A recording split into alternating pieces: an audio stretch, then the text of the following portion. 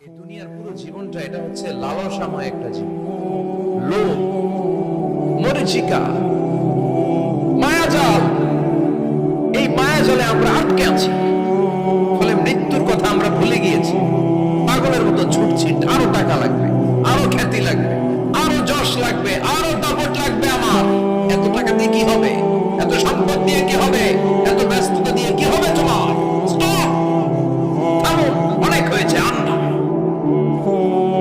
থামো, take a rest, take a breath, think about death, think that you have to go back to your Lord. বসেন না, একটু ভাবেন যে আমাকে চলে যেতে হবে, চলে যেতে হবে। এই কোলাহল, এই ব্যস্ততা, এগুলো থাকবে, থাকবো না আমি। সাইয়েদনা ওমর ফারুক বলেছেন, মুতু ক্বাবলা আন তামুতু, মরার আগে একবার মরো। হাসিবু ক্বাবলা আন তুহাসাবু আলাইকুম, তোমার হিসাব নেওয়ার আগে তুমি একবার নিজের হিসাবটা করো না। কাগজ বের করে একটু লিখো না কি কি ভালো কাজ করছিলা, যেগুলো দিয়ে নাজাতের ওসিলা হতে পারে। 1 2 3, আর কি কি আকাম কুকাম করছো দেখো না, লিখে দেখো তোমার অবস্থাটা কি। মরার আগে একবার মরো। মরার আগে খাটের মধ্যে শুয়ে শটান করে চোখ বন্ধ করে একবার মরার ভান করে দেখেন কেমন লাগে। চোখটা বন্ধ করেন আর ভাবেন আপনি নাই, কি কি হতে পারে ভাবেন।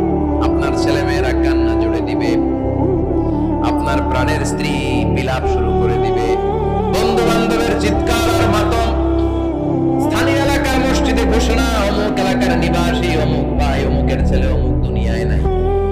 সব আত্মীয়রা চলে আসবে, ফেসবুকে স্ট্যাটাস দেয়া হবে, সবাই সবাইকে জানাবে বিকাল 4টায় অমুক হাই স্কুল ময়দানে আপনার জানাজা। ছুটে আসবে, সবাই ছুটে আসবে আপনাকে শেষ বিদায় দিতে, গুড বাই জানানোর জন্য, আল ওয়াদা, বিদায় জানাতে আসবে সবাই। 4 তাকবীর দিয়ে আপনার জানাজা হবে, অশ্রুসিক্ত জানাজায় আপনার বিদায় হবে। কাঠের খাটিয়ার মধ্যে করে কাঁধে তুলে আপনারে কবরে নেওয়া হবে। আগে থেকে খুঁড়ে রাখা কবরটার মধ্যে আপনারে বিছিয়ে দেয়া হবে। বাঁশের কচি দিয়ে তার উপরে মাটির চাপা দিয়ে সব চলে যাবে। ভাবেন না একবার চোখ বন্ধ করে, this is the circle of life, this is the nature of life. এটা সবার হবে, আমার হবে, আপনার হবে। এত মায়া, এত ভালোবাসা কই যাবে? কেউ থাকবে না, সবাই আপনার অন্ধকার কবরে রেখে দিয়ে চলে আসবে। উপরে বাঁশের কঞ্চি, তার উপরে মাটির চাপা, অন্ধকার আর অন্ধকার। এই অন্ধকার যেন শেষ হতে চায় না, শুধুই অন্ধকার, ঠিক কিনা?